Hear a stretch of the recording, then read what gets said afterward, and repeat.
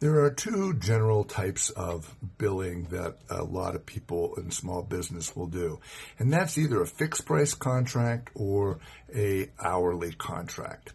The problem with an hourly contract is that the customer has to put a lot of faith in you as the service provider because they don't really know how long it's going to go ahead and take.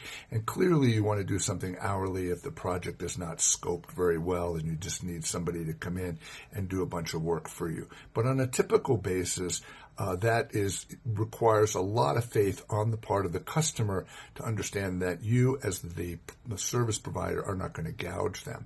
The problem with fixed price, on the other hand, is as a service provider is the fear that the customer will have what I call scope creep. In other words, during the course of the project, they say, can you do this as well?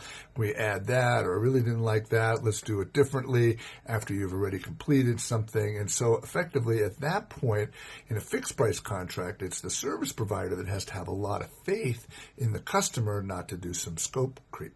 Now, one of the other problems with hourly is many people are afraid to ask to get paid, or the value that they're asking to be paid seems kind of high, and it makes them somewhat reluctant to ask to get paid. And to that extreme, what I generally tell people is to package hours into a package, something like I have a program here that I do. It's 10 hours of contact with you, and I sell that for $600.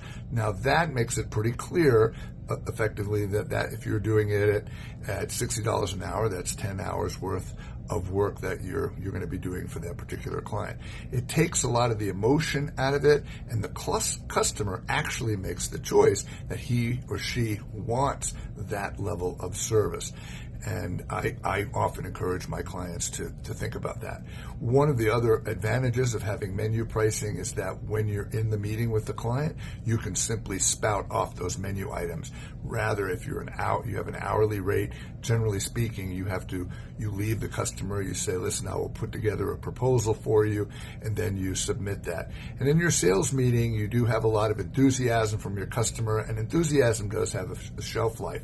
So you want to be able to capitalize on that. So I tell customers, have a contract in hand, have something with several different packages. When you have a customer meeting and you start talking about what you can deliver, perhaps you give them, hey, I have a 10 contact hour program. It costs $600. Do you want to do that? You want to move forward? If they say yes, you simply have the contract right then and there. They can sign it immediately, and you don't end up having to go back. So think about that as a pricing. Have a menu pricing option.